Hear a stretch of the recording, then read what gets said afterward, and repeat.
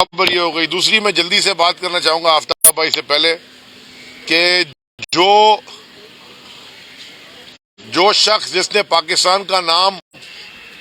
دنیا میں فخر سے بلند کیا، جو اس وقت پاکستان کا، پاکستانی عوام کا، پاکستان کے اندر اور پاکستان کے باہر مقبول ترین لیڈر ہے،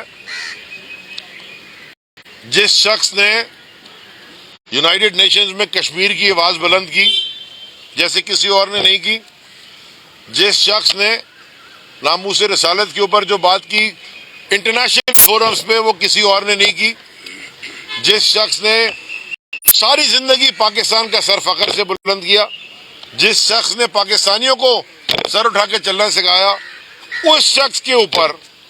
اس عمران خان کے اوپر جس نے آپ کو شوکت خانم جیسے ہسپتال دیے، جس نے آپ کو نمل کالج جیسی یونیورسٹی دی، نمل یونیورسٹی کے اب تو پورا نالج ولیج بن رہا ہے، اس شخص کے اوپر کوئی گھٹیا سا شخص جا کے بلوچستان میں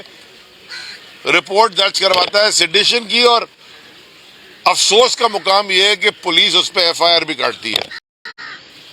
پیمرا اس پہ بین بھی لگاتا ہے، اور اگر کوئی چینل اس کو دکھائے یعنی کہ جیسے اے آر وائی اور اے آر وائی کے اوپر بین بھی لگ جاتا ہے۔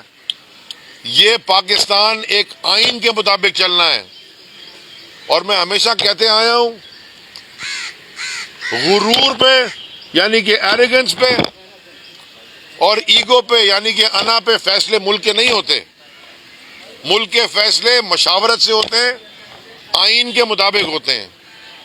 جو لوگ بھی بیٹھ کے اپنی انا پہ فیصلے کر رہے ہیں وہ اس ملک کو ڈبا رہے ہیں۔